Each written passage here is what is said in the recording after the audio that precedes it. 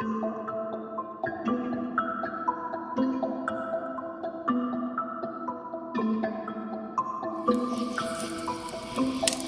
everybody, and welcome to Outdoor Asylum. I'm Brad Allen. I have with me today Bryan Shanks back in the studio after a medical emergency. We'll get to that in a minute.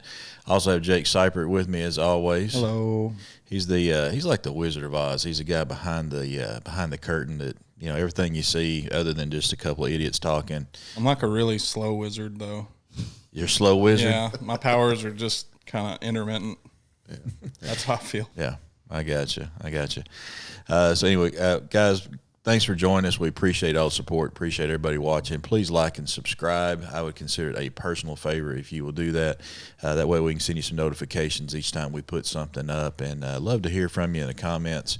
Appreciate all the comments that we've gotten so far. Appreciate all the listeners and you guys. Like I said, like I always say, you like this podcast, tell a friend, recommend it to them. You don't like it, recommend it to an enemy. But please tell somebody about this podcast. So, Bryan, I want to hear about a certain medical emergency that you had. We had a podcast. What was that? A couple of weeks ago, or 2 or 3 weeks ago, we were supposed to have Bryan on. We had it kind of planned out, and then his wife Maria, who works. Yep.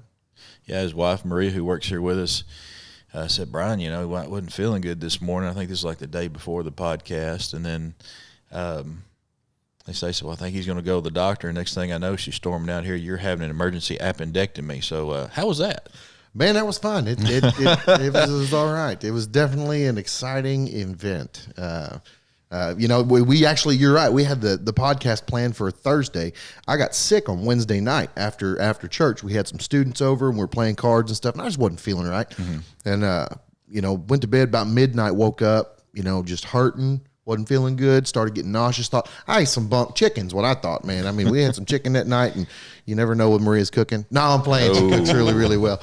But you know, I thought I just ate something, and man, about 3 a.m, I was in so much pain, I was passing out, and I just passed out and went to sleep. And next morning, Thursday morning, the day we were going to do the podcast, man, woke up and still just horrible pain. So I got to go to the hospital or something. And I went and sat in the emergency room for a little while. And they did a CT or whatever, you know, where they look inside of you, and they were talking, you know, gallbladder, and I thought, man, no way, that'd be awesome. My wife just had that done. We'd be like Twinkies.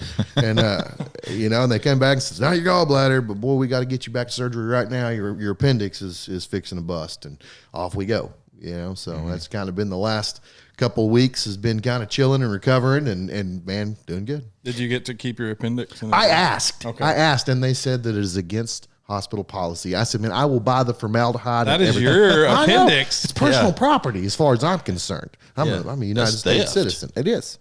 But I donated it to science, you know, for the betterment of human, you know, studies. So. I'm sure they'll study that appendix. I figure so. And solve this problem for a lot of people. So. Now Jake wanted, he's like, look, man, Bryan's tough.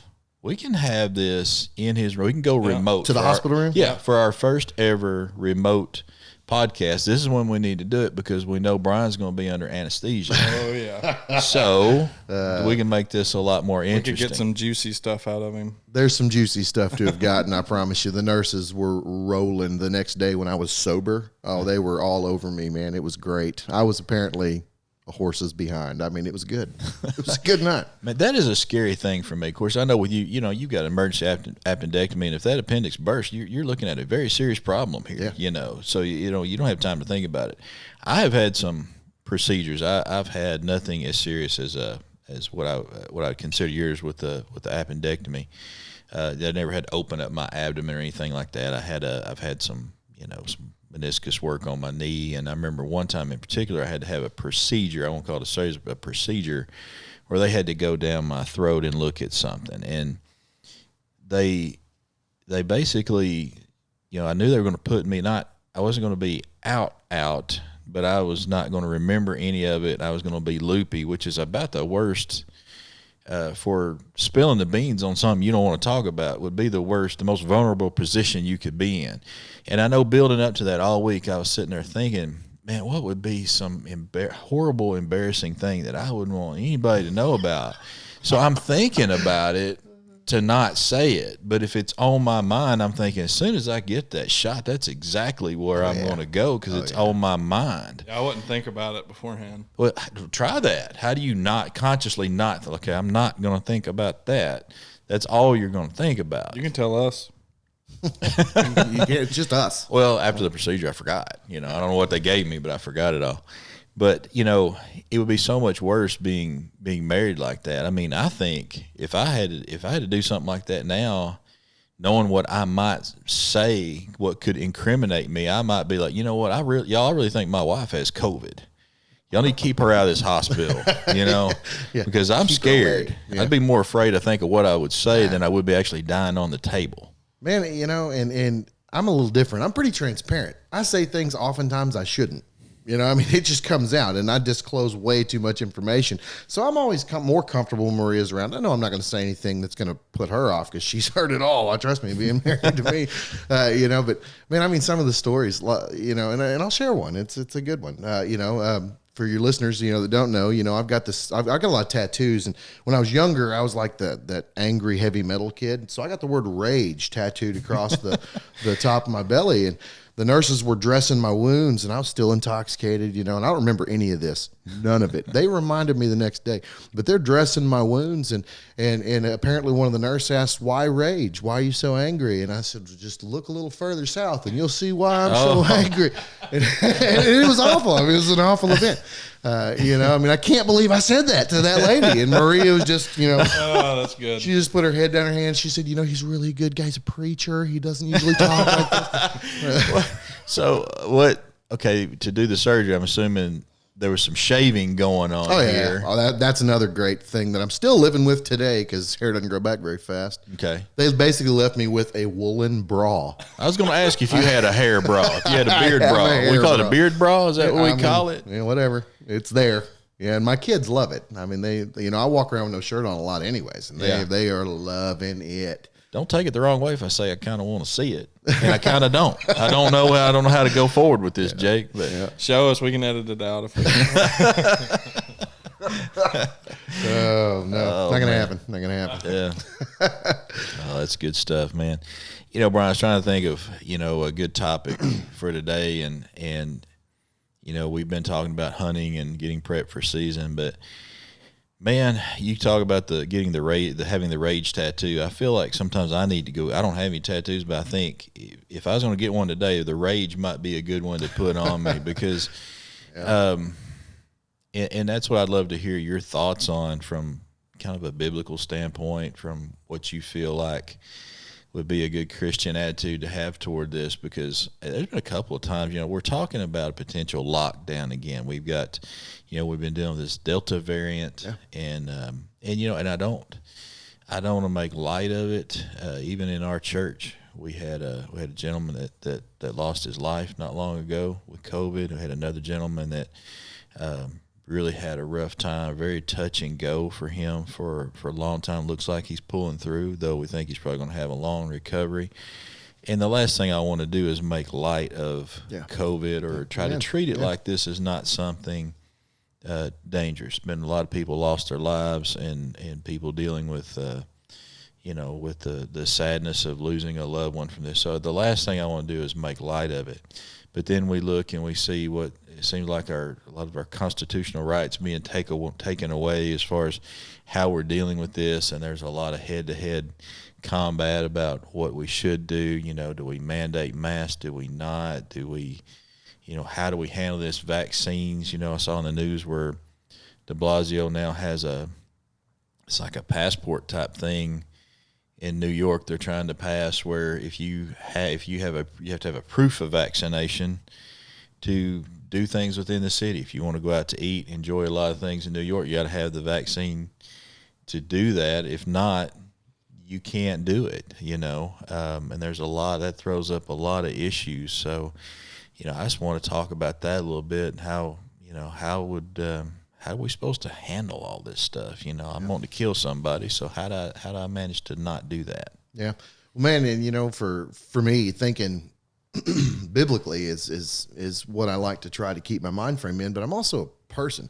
Just because I'm a pastor doesn't mean I'm not allowed to have a perspective or a worldview that, might side with some or not with others or whatever the case may be. I still have opinions, and a lot of pastors are hesitant to share their opinions, so they keep their mouths closed on the topic. So I'm going to stick my arm out here a little bit, and I'm going to talk about it because I believe that I'm allowed to have an opinion.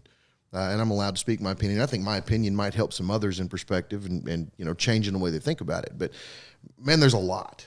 There's just a lot when you try to form an opinion on the subject as a person. Leave pastor over there for a minute. Just as a person, it's a hard thing to put your mind around. When you start studying and you start doing research, you see that the percentages aren't just astronomical, as far as death rate, for this virus. You see a lot of things that are making you wonder why we're under such heavy scrutiny, and why we're worried about contact tracing and why is the health department calling us when we've got this virus? Why are masks mandated? So there's a lot that goes into this. I mean, I, like a lot of Americans, feel like there's a lot of smoke and mirrors. There's a lot of things that are deceitful. I don't know. I mean, it's really tough, to form a healthy opinion as a person. It really is. It's very difficult. So I try not to knock people who have opinions that are different from mine in regards to this whole pandemic thing. That's the big thing for me, man. I can't stand to see an anti-masker bashing a masker for wearing a mask. Sure. I can't stand to hear an anti-vaxxer bashing a vaxxer for getting a vaccine. I can't stand to hear it, vice versa. It goes both ways. It goes both ways, and it's very loud from both sides right now. So those are the things I try to keep my mouth off of and keep my opinions to myself on because, A, I'm vaccinated. I do not believe or agree in any way, shape, form, or fashion that this should be mandated, that we should be forced to do it. I just don't. Pfizer has a test date. Let me see, I wrote this down here earlier.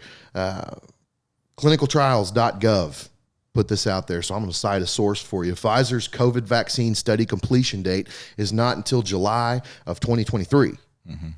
So this is still a trial. It should not be forced on anyone. We should be able to take it as we see fit. And I, for one, have taken it. I don't know if you have. I'm not going to knock you if you haven't. That's where we've got to live.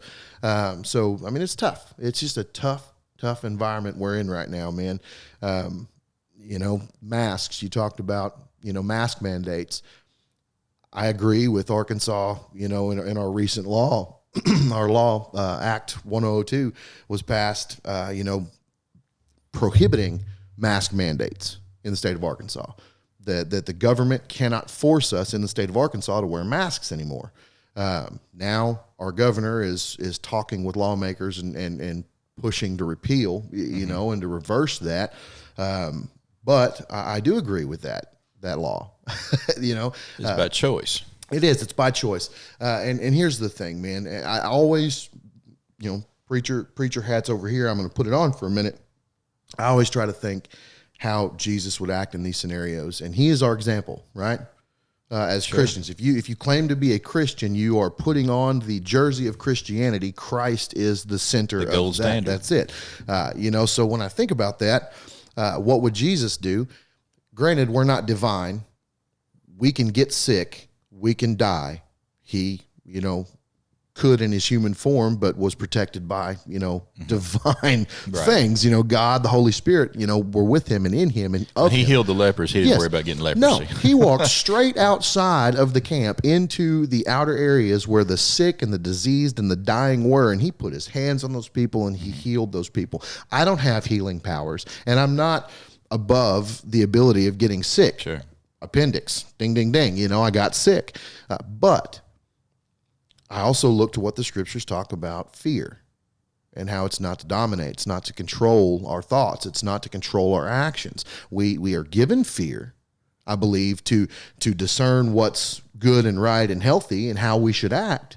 If I'm walking down a dark alley and there's three dudes standing over here to the right, and I've got an option to turn left, my fear of those three dudes in the dark alley is going to cause me to be safe and turn left. We are given fear. It's given to us by God. I know that.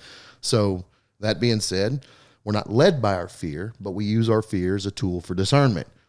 You, me, anybody else that has a position on masks or vaccines, if you call yourself a Christian, you follow what you're led to do. Okay? If I want to protect the old people in my church who I know are fearful of this virus and it could potentially harm them or kill them, we just this last week, had a senior member die. He got COVID. He was on a ventilator, became unresponsive, and his family had to make that tough decision. If I want to work to protect those people, I'm going to do the things that I have, in front of me, use the tools I have in front of me to protect those people. I don't wear a mask in my sanctuary. But I know the people who are fearful. I know the people who are susceptible. I love them from a distance. Everybody else, I'm giving you a hug, a high five, I'm shaking your hand, whatever it may be. I did go out and get vaccinated for that same purpose. I want to be able to look those folks in the eye when I come to their house to pray with them before a surgery or whatever it may be, that I can honestly say I've taken the steps that were offered to me to help protect you. And to help protect me for that matter. So I don't know, man, it's really a tough season to be making a good opinion. Yeah, and that's the thing too. I guess it's one of my biggest questions. To me, the conversation becomes, and I'd love to hear your take on it. Like, there's a lot of different studies out there saying different things. There's a lot of different arguments about this and that. And you were talking about like you chose to get the vaccine. Me, I got COVID. I got my shot the hard way. I got to experience it. There's a lot of studies out here that are showing that the people who have actually had it still have good immunity. We still have, the T cells and different things to produce. We still have a good, showing a lot more of an immune reaction, or we have more immunity sometimes, or at least equal to people that have been vaccinated. Sure. So, there's that's one thing I think has been ignored. They say, oh man, only so much percentage of this country has been vaccinated. Well, there's a lot of people that are like me that have had it and are a little leery of it, but they feel like they have some immunity there, that they may not be spreading it like this. So they've chosen to hold off, but it doesn't mean that they're not in tune to it, that they're not thinking about it, that they're not making some kind of decision. And we can talk about a lot of those different things. But, one of the big problems is there's a lot of problems, but one of the things I see is that it's been politicized. Everything now is politics. Everything has been politicized. We don't have news just like it used to be. Yeah. Where if someone leaned a little bit more to the left and someone leaned a little bit more to the right, we both watch the news, we watch the facts, we make our own decisions. They may be different. We may interpret it differently, but we're all watching the same thing. Now it's like, do you get your news from the right or do you get your news from the left? There's nothing that's just neutral, So people, that's their only source of getting their news is through right, left, they're seeing one extreme opinion over here versus the other people that are watching it here, forming those opinions, and all that's going to lead to is conflict in the middle. And I don't know, sometimes this is where I struggle, is sometimes I let my temper and I let my mouth get away from me a little bit too. And it's so easy to do on social media, Yes, I always try to tell people, especially if I'm talking to younger people, when you're sitting there typing something on your phone or that computer, speak to that person just like they're standing here. Like I'm looking at you right now. There's certain things, if I say to you right now, I'm expecting a right hook from you. Sure. I'll deliver. But I feel safe. Yeah, gladly, wouldn't you? But I feel safe sitting at home typing this out and calling someone an idiot. And I see so much of this. In fact, the other day it was funny. I posted on my Facebook page, what's going to be everybody's response when we have to, if we do have another lockdown? Oh, I saw that one. There were like 100-something comments on that. It's still, and that was the only thing I did. I didn't even comment on it. I just wanted to kind of gauge what are people feeling? How are they feeling about this? It was a hot topic because I'm still getting alerts on my phone this morning where people are going back and forth, with a lot of people got upset, got angry about it. But, I see people that are, more conservative or people that are more of opinion like mine. I just don't want to see my rights infringed. I'm very much, I don't want to be pro-choice as far as the whole abortion thing, because I see that as you're making the baby. We're not taking in mind the baby that we're killing here. So I don't just see that as the woman's choice. And I'm not trying to get into that hot topic. This is my opinion. But I am pro-choice as far as, do I want to take this vaccine? Yeah. Or you, just like you said, do I want to wear a mask? Do I want to do this? I am tired of people mandating things to me. I want the choice to do it. But at the same time, I see other people that have more of a mindset like mine. Yeah, you sheep, keep wearing your mask. Okay. Sure. How's that going to, if I start off by calling you a sheep, well, you kill the conversation right there. It's not a conversation. I call you an idiot. And I saw a lot of that on your post. Yeah, I did. I saw a lot, and it wasn't from you. You didn't respond or reply to a ton of that horrible stuff. But you talked about media, right and left, and what we have. What we don't have anymore is Walter Cronkite. He would just read the facts, and he would read them in this awesome voice, and it would just be the facts. It would just be the numbers. It would just be the data. He wouldn't interject his own thoughts. You need to get vaccinated. He would not say those things from his position. He would just say, these are the facts. But what we have now is we've got the right and the left in their media positions, but we also have this awesome thing that you're experiencing, social media in the middle, where people are free to just vent and fly off the handle with their opinions, and they do freely attack other people's opinions, and we're not having healthy debates and healthy conversations because we're not meeting like we used to. We used to meet around the table. My grandparents actually had a card table just like this in their house, and they'd play poker. Of course, my family, we like to drink, so they would be drunk and hollering and talking about the news and talking about all the stuff going on in the world back then. Of course, they're all past now, except for my grandpa, but I cannot imagine those conversations happening because of social media now. They've taken the place of us gathering around our tables with our friends and our family and discussing our views and discussing our opinions. They've also hindered us, social media, from raising our kids the way we want to, because our kids have access to this, and they formulate opinions that they think are kind in nature, but not necessarily kind in nature. And they take radical views that take them away from the things that we are trying to instill in our children. So we're being poisoned by three different facets of media right now, the right, the left, and then the middle, which is social media. I made a comment on Twitter the other day. I just rejoined the twits, and in doing that, I only did it because I'm sick and tired of trying to debate between two news sources. And I made the comment, Twitter's the only credible source of media that I have for learning anymore, which is a joke. But, that's kind of where the world's at now. And we're being tormented and poisoned by it. Mm-hmm. We really are. I believe that wholeheartedly. Yeah, and it's like we're so far apart. There is, you try to find the middle ground, but when one side is so far this way and the other one is so far this way, you can't reach a middle ground. No, that's one of the problems that we're in. So, I have trouble seeing the debates here, and like I said, trying to think exactly what you said. Well, how would Jesus handle this? How would he communicate this? When you feel really strongly about something, you want to stand firm in your beliefs. You want to stand firm in what you're saying, but at the same time, you find yourself being careful not to let your temper get away, vent a little bit. And how do I react when someone else slaps me with a big one? Jesus did address this. He addressed this and he answered this. There's one answer for this and one answer only. And it was in lieu of him being asked, what's the greatest commandment? Love the Lord thy God with all thy heart, thy mind, thy soul, and thy strength. Love thy neighbor as thyself. Mm-hmm. Okay? If we do those two things, and I'm speaking to believers right now, if we do those two things, if we love God first, we're going to look to his word for our direction. And his word tells us not to speak in condemnation of others, not to let foul language, proceed from our lips as we're talking to one another, but only that builds up and strengthens and sharpens and edifies people. So we're going to talk to people differently if we love God first. There's your first point. And if we love our neighbor as ourselves, we're going to do the things that to the people around us, for the people around us, that we know we would want done to and for us, and the world's going to be a better place. Mm-hmm. I mean, he did answer it. He answered it point blank.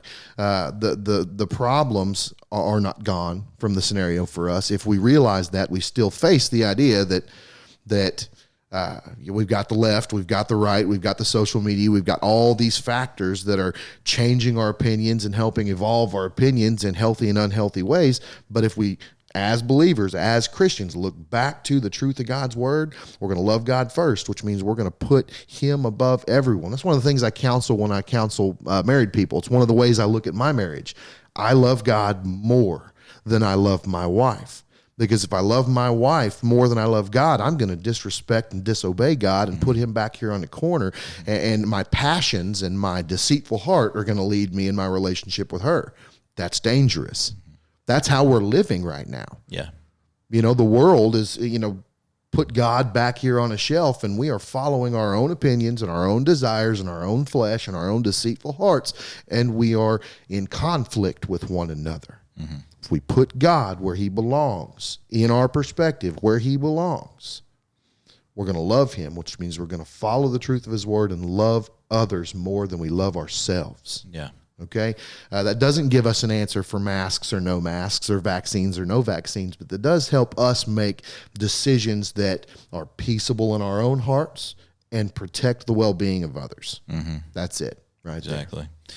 It's kind of like, do unto others as you'd have them do unto you. I think sometimes we could almost extrapolate that to don't forget to speak to others as you would have them speak to you at the same time when we communicate this. But so... I don't know. One of the things I worry about is I really hate seeing the mask thing come back, and it is coming back so strong. And I've wondered a lot, okay, what about in my church if that gets mandated again? Which I think there may be. This is not something I'm hearing from anyone. This is just.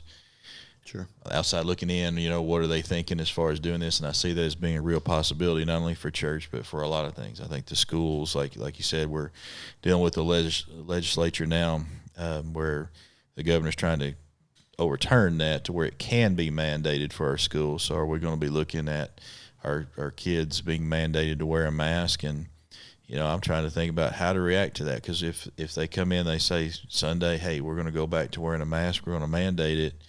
All of a sudden I'm in church and I'm angry because I don't want to do this. And I'm sitting there thinking, well, what would Jesus do here? What would he say? How am I supposed to go about this?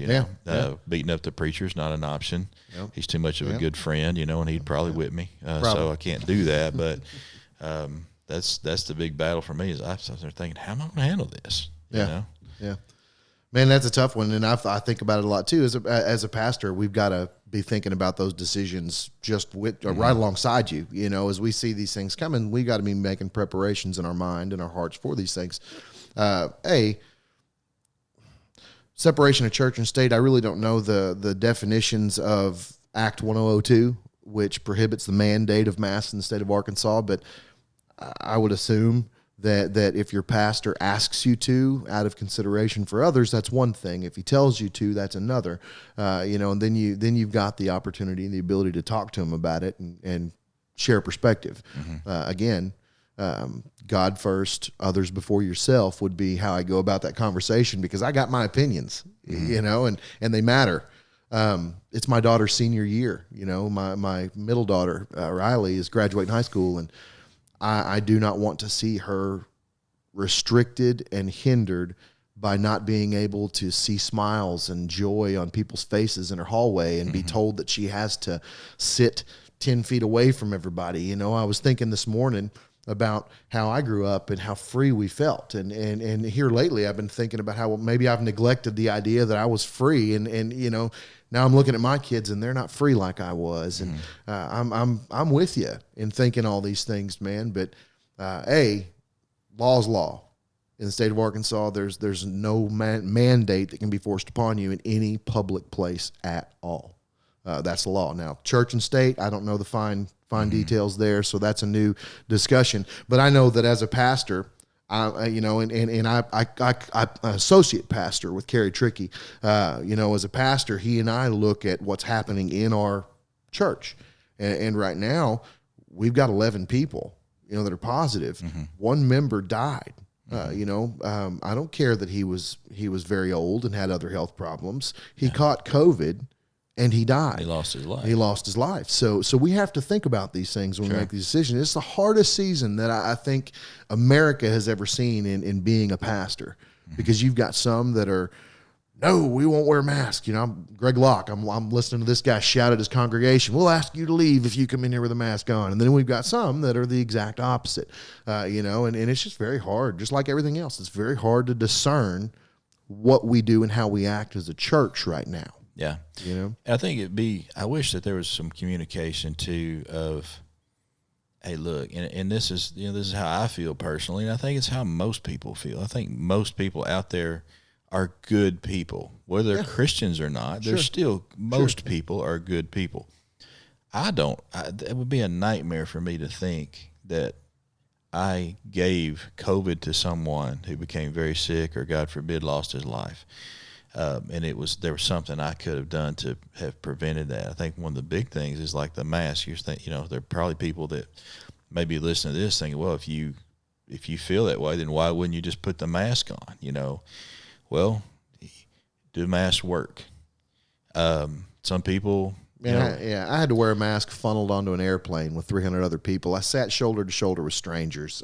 Yeah. I mean, there's a lot of confusing things around the way we've organized this safety precautions around this mandate. There really are. Yeah, people saying, this is like having a screen door on a submarine. Yeah. I saw a guy strap 5 masks, a guy who was actually I can't remember if he was a virologist or microbiologist. I can't remember his exact title, but this was what he did, was studying these microorganisms. He put 5 masks on, the ones that we typically buy in Walmart, the blue one side, white on the back. He puts 5 of them on and then puts his glasses in front of him and fogs up his glasses. Yeah. If he can do that, that virus is free flowing. And he had 5 of these things on. So the question becomes how, people just immediately are like, well, if why don't you just wear the mask? That's how you prevent it. So why wouldn't you do it? Well, if I'm sitting there thinking it doesn't help, it's probably doing more harm than it is good. Sitting here breathing carbon dioxide, and we know how uncomfortable it is to wear. If it's not doing anything, then I feel stupid if I'm out here wearing. Now, this is me giving my personal opinion. Sure. There's people probably screaming at the radio or their phone or however they're watching this right now. But I think we need to keep in mind nobody wants to hurt anyone, but at the same time, we just have so much difference on, is this really working or not? And you can go back and say, well, the CDC does this. Well, the CDC's bounced around everywhere. The CDC, in my opinion, has become politicized on so many different fronts. So, they're funded by the federal government. Exactly. Yeah. So I don't know. It's really you start breaking it down, it gets pretty tough. It's misinformation. It's back and forth. There's so many things, like I said earlier, there's so many things that are causing us to not be able to formulate a healthy and a comfortable opinion. And then we factor in everybody else's opinions and we start going against those. And we're just, it's right now, maybe not intentionally, but right now it's a tool that's dividing. Mm-hmm. That's all it is. It's a tool that's dividing. Mm-hmm. And I hate that. I hate that it's become that. I don't know if that's an intentional thing. I've got conspiracy theorist friends that are like, the government's trying to shut us down. And I don't know. I mean, I can agree with that. I can disagree with that all day long. Again, misinformation is poison. And that's all we seem to have. And we've got so much of it that when real information presents itself, we question it. We don't know. So it's tough stuff. It really is, man. As far as New York and the thing that they're trying to do with the key to the city, I've looked into that, and man, that violates HIPAA law, and that's federal. That violates that law right off the bat. I don't have to disclose anything medically about my person to any entity ever, according to that federal law.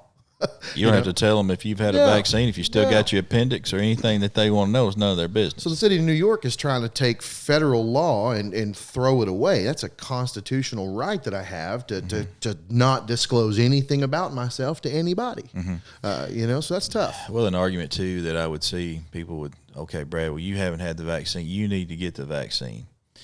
Even if you've had it, you need to do it. A lot of people tell me that, well, where's your proof of this? Where's your studies on this? You might be right. I might be wrong.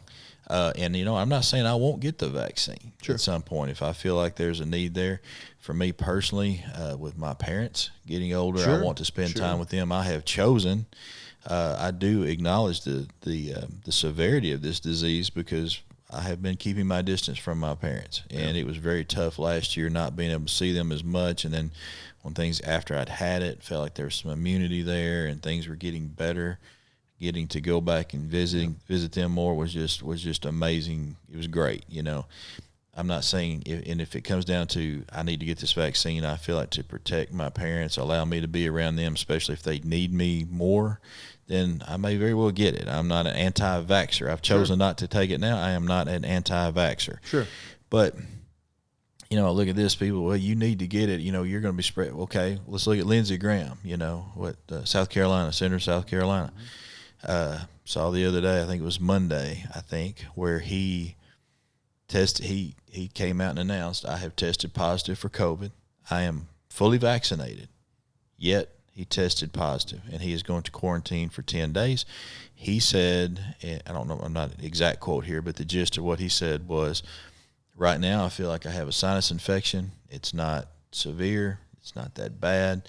And I am glad that I got my vaccine because I feel like it would have been a worse case had I not done it. So he was still encouraging this. But I'm sitting here thinking, okay, Lindsey Graham, being fully vaccinated, could still have visited my father and given him COVID. So what are we doing here? Am I, in the We really are at square one. Yeah, we really are. I don't know we ever left square one, and that's okay. Man, again, I love what Ben Franklin said about our freedoms, by the way. Are you familiar with the Ben Franklin quote?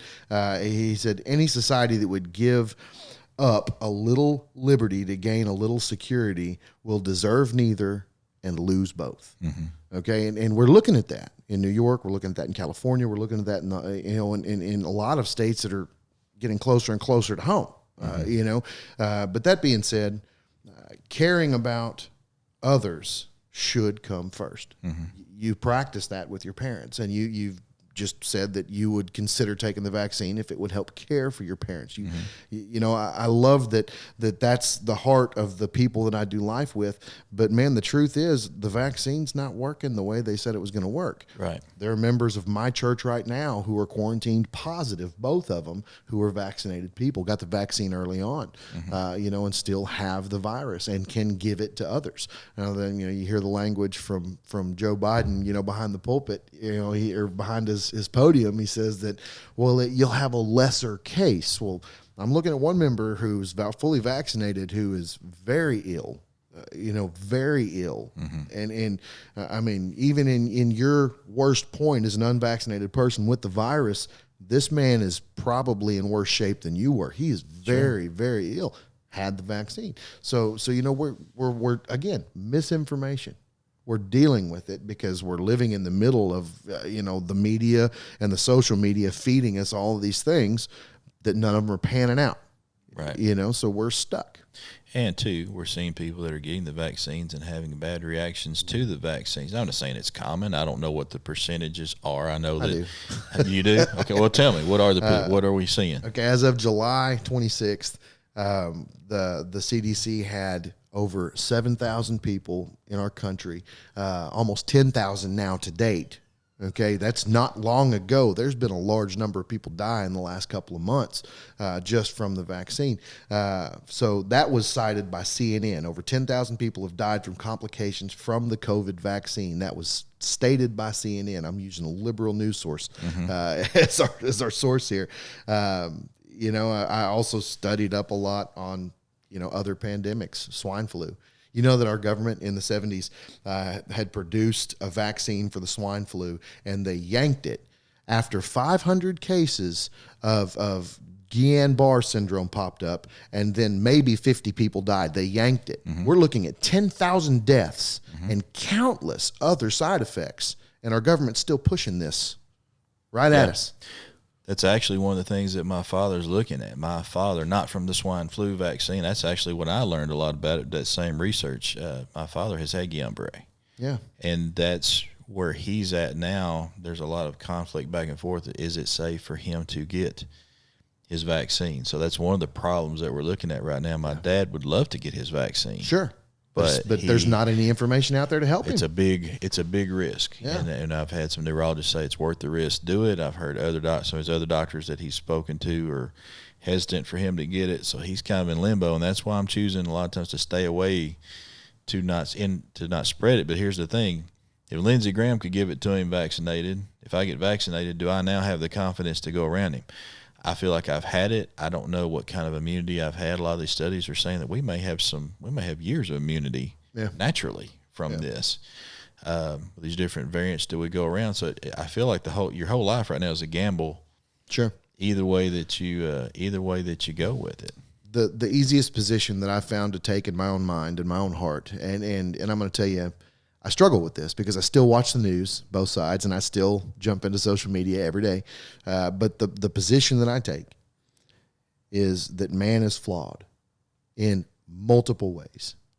To trust all this misinformation and all the things that we can see being disproven has caused distrust. So I'm choosing not to trust man's take on all this. Mm-hmm. I trust in the Lord. I do what God calls me to do in loving other people.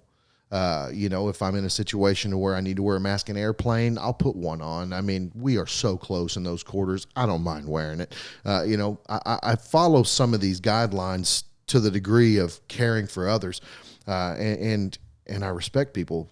That's where I'm at, bro. I can't battle. I can't fight. I can't have, gigantic loud voices in this arena, because I'm just going to be like everybody else if I let my own heart lead me, So I don't know. Try to give people the peace of the Lord. Let them know that there's not one thing under the sun that he does not have control of, knowledge of. He's not sovereign over, even this. So let's trust him. Let's love him. Let's honor people, and let's keep our head down and keep going. I will fight for my freedoms. I will fight for my rights. That's the thing is where do you take the stand? That's, to me, that's the question that I don't know, that I don't expect you to have the answer to, although you might. Where do you take the stand? stand? Out there. Yeah, at what point, when someone points a finger at me and says, hey, you have to have a mask, or you can't come here if you don't have a vaccine, at what point, when someone points out and says, hey, you don't have a mask, you can't, at what point do I say, okay, and I'll leave? Sure. What point do I stand up and say, you don't have the right to tell me this? At what point do I say, you know what, I don't think this thing's doing any good, and I'm sick of sitting here acting like an idiot and breathing my own carbon dioxide if it's not doing any good? If you can tell me that this mask is preventing this virus, if this is going to keep me from giving this to someone, I'll take two. Yeah. But if it's not, and you can't, and the studies are not showing that these are doing any good, at what point do I say, no, I'm not doing it, and not just being a total jerk about it? Sure. Man, I think that the line, again, is your own personal discernment, but it's also the law. We're called to honor man's law, to obey man's law. Scripture does indicate that that's within biblical parameters. Now, if man's law says that, we're all to kill our firstborn or something, we're not going to follow that law. But that being said, as of today, as of last Friday when the law was passed, nobody can tell you in this state that you have to wear a mask. They can't. I was in the doctor's office the other day. I didn't put one on. And I know that they have to in the medical field now. That's federal. I mean, they have to do what they're told in that regard, but I didn't. In the doctor's office, you didn't have to? No. What's the rule right now, like in Arkansas, as far as like a restaurant or something like that now? Nothing's They're not changed. allowed to mandate? Can Nothing's they not changed, mandate no. that you have to wear one? No. Of course, if you're going to work there, they can mandate that you do. Well, I think a lot of times they go by CDC. Most of them go it, by the CDC. Yeah. So you draw the line, Brad, at following and obeying the law first and foremost. But when the law infringes upon your freedoms, because we do have constitutional law, then we have issues, and that's where I believe I draw my lines. If you're infringing on my constitutional rights with your mandates, inside of any given city ordinance or state ordinance, man, I've got a problem, and we'll talk about that. But as far as loving other people, there's no line. There's no length in which you should go to not care for others. I think two of the big things I see is when I look at it is the step outside of exactly talking about coronavirus. We see this big push towards socialism, and some of the things that they're mandating through this feels like socialism, and that's when I'm really getting. That's really when my hackles go up, and that's when I start thinking it's time to stand up and say, "No, I'm not really ready to go here just yet. You've overstepped to where now I don't really feel like I'm being considerate or that I'm being forced to do things that are. I don't know. It just really gets me fired up. I was texting with my dad earlier, and he's an old Marine, and he's a little bit of a conspiracy theorist about all this stuff himself. But we were talking, and we were back and forth, and I told him this. I thoroughly believe this virus is real. I know people who've had it. Oh, yeah. I know people who've died from it. I do not doubt the validity of this virus. Don't know where it came from. That's all debatable. Whatever. We're not going to get into that. But it is real, and it is impacting us. I don't doubt that. But I do believe that a lot of the things that have happened, the response of our government to this virus, to this pandemic, have been, in essence, to control us. I believe they have. COVID relief packages, those came from Trump's era too. So conservatives can't dismiss that idea, but we all know, because of where we're at now, that the president doesn't make every decision, that those decisions are, made by other people as well. So we can get political all day, but I think that the way that the government's handled it with all of the stimulus and all of the no eviction, things like that. The Supreme Court just said do it one way, and then Biden said, no, we're not listening to the Supreme Court. We're going to do it anyway. Yeah. I think that a lot of the way this has been handled has been manipulation. I do. I see that. And if you are not seeing that, you're not studying it. You're swallowing it as it's given, and that's not okay. So I agree fully. Virus is real. I also agree fully government's using it to control, to manipulate, to change, and I don't think that's right. At all. Yeah, and I don't want to just do a swan dive into this rabbit hole either, but just one of the big things I really enjoy studying biblically and listening to other people's opinions on, I know you enjoy this as well, is eschatology. Is that the fancy word? That's a fancy word. Yeah. That's a fancy word that we use basically for the study of the end times. No. That's the word we use to confuse everyone else as to what we're talking about. But that's the end times. That's This makes you sound smart if you can use it. Yes, I love studying eschatology, but rather than, hey man, I'm just looking at the end of the world here. What happens when I think you and I both believe in the rapture of the church that's coming at some point. And when we look at that and we see what happens, after the Lord has called us home as Christians, and you see, the way that the world is dictated, the mark of the beast that you see that's used by the Antichrist. And I've seen people say, "Oh, this vaccine and this proof of this is the mark of the beast." No, it's not. No, I don't agree with that. No, I do not either. I think that's very wrong. So we're not looking at that right now. But to me, I'm seeing a lot of things that I think are precursors to it. It's a build up. Sure. That will be used to that someday. I don't think that it's a conscious effort now that these people are thinking about, we got to get it here. It's a very unconscious thing, but we see it happening. We know it's going to happen. And that's what first thing I thought of when I see this thing de Blasio's got going in New York. You have to do this to be able to do this, where it says biblically, in end times, you have to have the mark to be able to buy, sell, and, you think about just basic survival. If you don't have this mark, not to mention the persecution and potential arrest or execution that they might be looking at the worst time, that it's going to ever exist on this world that's coming up. You look at those end times. To me, all this just starts to feel like a precursor. Just gives me chills just looking at it and thinking about it. Think, oh, man, look what's happening here. I think there are a lot of really crazy similarities, and I do believe that there are possibly some revelations that are going to unfold here. I can't say with confidence that that's not the truth, but the mark of the beast thing and the vaccine, I totally disagree with that. No. Yeah, the mark of the beast is something received by people who, well knowing what they're receiving, they know that they're receiving, the mark of the the Antichrist. They know that.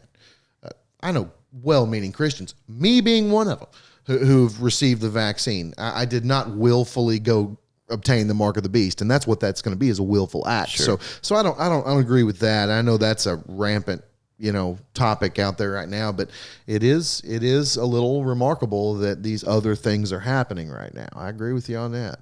Yeah, when you see you do not get to do this, you do not get to get that unless you can show proof of this.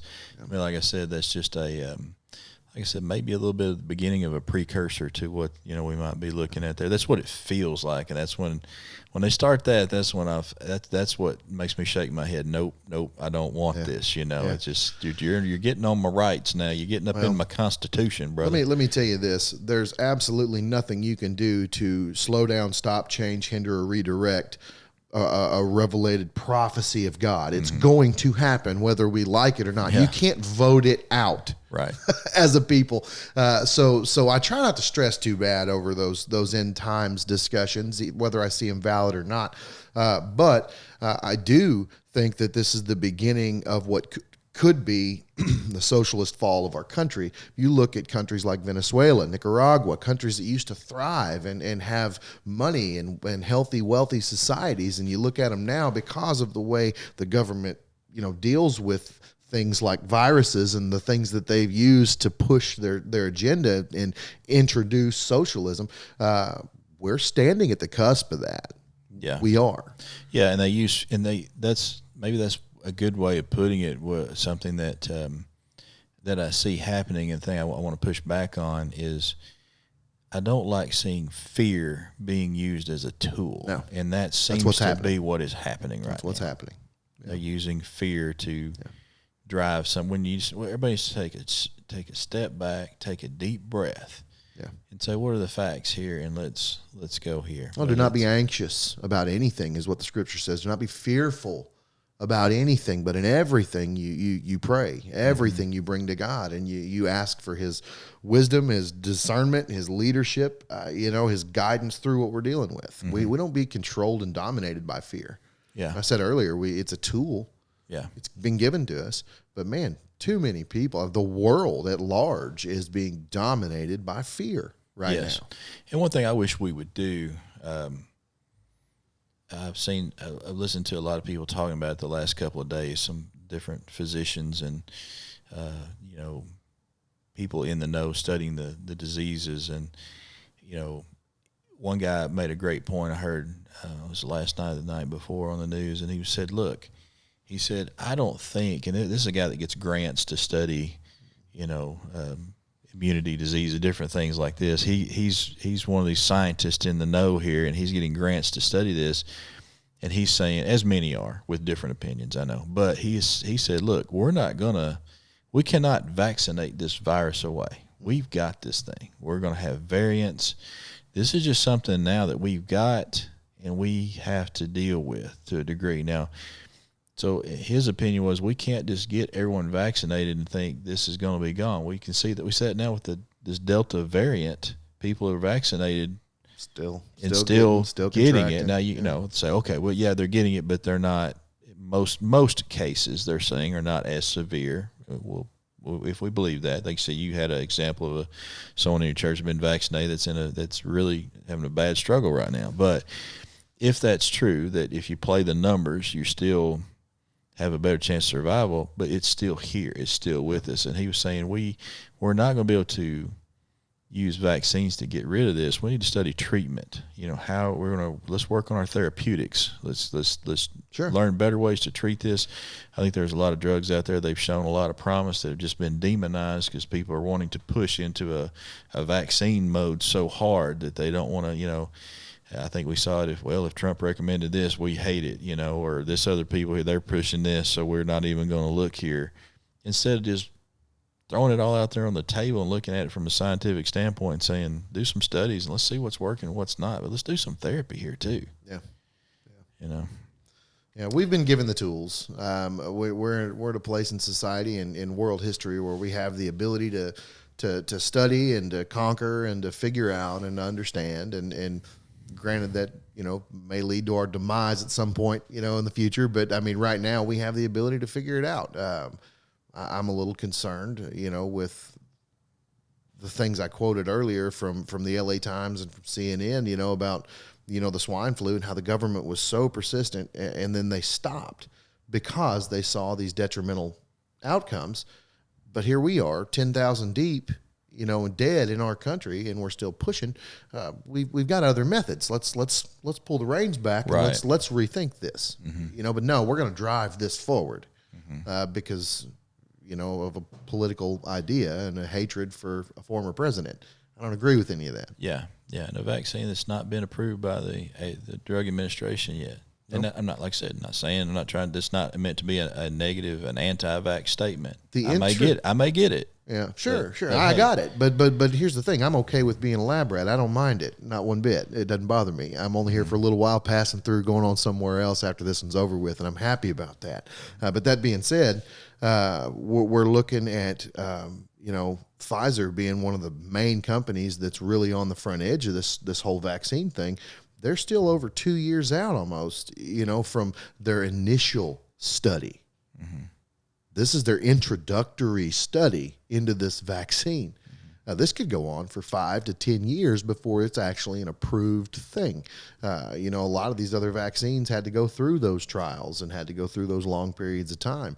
H1N1 swine flu was not one of them. They pushed that vaccine out super fast in the 70s, and then they pulled it really fast too. We're not doing that, and that's cause for alarm. I'm hesitant to buy Gen 1 of an electronic product. Something new comes out, you got to work the bugs out of it. So I'm telling you, when you look at all the misinformation and all the other stuff going on surrounding all this, man. I mean, and I've got the vaccine, so there's that, but all the information that we're getting and all the misinformation and all the opinions and all the viewpoints, I would trust a fart after Chinese food before I'd trust half of what I hear from the mainstream media and from Dr. Fauci and all the other people that are appointed, because they all have an agenda. Right. We all have an agenda. I have an agenda. My agenda is different from theirs, but we all have an agenda. Yeah, and you said something just a second ago, kind of a misstep. I don't know if you saw the podcast. I think it was that Dusty and I did about PETA and their regulations. You said that you didn't want to be a lab rat. That's offensive to animals. Oh yeah, I forgot. What, test tube? Is that what he's supposed to be, a test tube? So I apologize to PETA again. Well, Peter the rat or whoever you want to apologize to. I just want to point out that was not, that was just not very considerate of our animal friends. I apologize. Thinking about our animal friends, though, let's spin for a second here because we're talking about lockdowns. If you remember the first COVID lockdown, they shut down state parks. They shut down federal parks. Did the Arkansas Game and Fish Commission operate during hunting season during the pandemic? How did that go, Jake? They did? Could you check your animals and stuff? Did you get a ticket? No, I'm pretty fast. No, we saw game and fish officers. I don't think Out and about? I think they were on the clock. Yeah. Well, I was just wondering about that, man. If they shut down state parks and federal parks, there's a big dent in hunting season right there. I want to see what kind of they have, like you talk about mandates. They were, and I don't know how if this was regulated. But there are a lot of outfitters out there, guys that have the hunting lodges. You pay so much money to come out here and hunt. I know they really struggled a lot last year. There were some that were hit very hard, and I don't know if it was. I don't know how that's mandated. I don't know who regulates that, but I was thinking there was some type of regulation they might have had to go through there. Yeah, if they're tied to the health department anyway, if they serve food, or I guess because they're you're bringing in game. I don't know. They're tied to the government in some way, so they probably got to answer to them in the same regard. I think there's some kind of regulation there when you get someone in here. That'd be a good thing to have a guest on, have one of these guys come in and talk about this. Looking at our furry friends and thinking about last pandemic when parks were all closed, and I thought about the guys that hunt some of that land and some of the things that they were missing out on. So I wonder about that. What about Canada now, Jake? Because at one point they said they're going to open Canada. But I was hearing the other day, I know that in the United States we've restricted some travel from Europe. Is it restricted from Canada as well? And I don't know what Canada is letting us come in there. Do you know? Like you, I heard it was cleared, but haven't heard any updates. Yeah, I don't know if they've updated that. That's still something that may be up in the air, whether or not we get to go back and hunt. It was hard to get into Canada earlier in the year. I mean, it was a difficult thing. I had some friends from Florida that, were going up there, and they have to stop and do a rapid test and then quarantine in a hotel on the U.S. side for a certain amount of days and then test again before they could even enter. I mean, that's $1,000 adventure just to get in the country right there. So yeah, I was thinking right now that Canada was restricted. I know there's a lot of travel from Europe being restricted right now. We do not have a southern border. It's just Mexico's totally open. It's just a free flow for anybody that wants to walk in here despite whatever, if you got COVID or not. That's pretty much what we're looking. And that's another thing too that another governmental maneuver that doesn't make sense. Exactly. Yeah. And another thing where people don't trust this. If you're worried about our health and safety, why are you allowing a free flow of people that you have no documentation, no checklist of health standard on? Why are you allowing it to just be a free flow thing? Now, I love Mexican people. Maria, my wife, is Mexican. She is my hot sauce, man. I love that lady. But my concern is not with the people and their character. My concern is with the health standards of the country that they're coming from and the idea that we're just allowing them to pour in. I'm okay with Mexican people being in America. They are the hardest working, best folks you'll ever. You ever want to go to a good cookout? Mexican folks have a good cookout, man. They can make some food. But I'm scared to death of how our government is allowing the free flow. If they care about us so much, why not stop that? Yeah.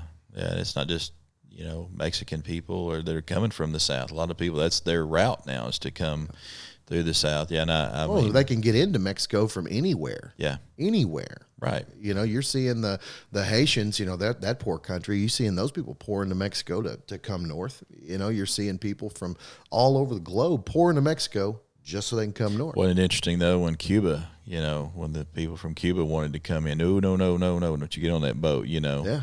And we know why. Yeah. We know why it's that way. And, that's another one of those things of, oh man, you hate people from Mexico. You're racist, or you don't care about these people. You're just cold hearted. It's like, no, it's not that. It's that, same reason you put a lock on your door. It's not that people are unwelcome in my home, but I want to know who's coming in, who's coming out, and make sure. And like you said, even getting away from that, just going to COVID, we just stick with COVID. A lot of people positive that they're allowed to come in. We're not screening. We're not vaccinating, masks, and all that. It's just, and that all it does, it creates, in addition to the obvious problems that it creates, there's the more distrust that you come up, so. Yeah, it's a bad cycle we're in right now, brother, and I don't know the answer to the end of it, but I do know that if I love God first and I love people more than I love myself, man, I'm going to do what's right by everyone that I come in contact with and I'm around with, and that's got to be my position, and that needs to be the position of anybody that knows Jesus. Love God first, love others more than yourself. Have your opinions. We're allowed to. We've expressed them here. I'm allowed to have these opinions. Yep. Or do they align with everybody that's going to listen? Doubt it. Don't know. Seriously doubt it. That's okay. That's all right. We're allowed to think differently and still live life together as human beings, as Americans, as Christians even. Christians can have differing opinions on all of these views and still be Christians. Sure. Okay? So it's tough stuff, man. But we've got to love God first. We've got to love other people more than we love ourselves. And that's got to be the answer for us right now. Yeah. Keep that primary, and then everything else will fall in line from there. So. That's right. All right, man. Well, listen, I'm glad you're back. I'm glad you came in here. I still want to, maybe we could get some kind of a picture of that beard bra to host up here, I can do some Photoshop.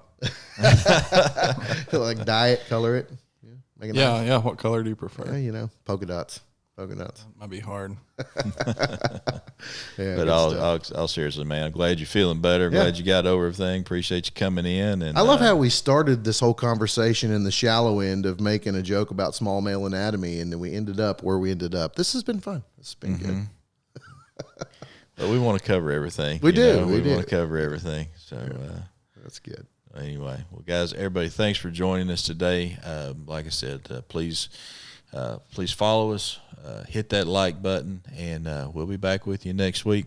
I've got a guy tentatively scheduled for next week that you will not want to miss. So anyway, we'll see you next time. Thanks for joining us.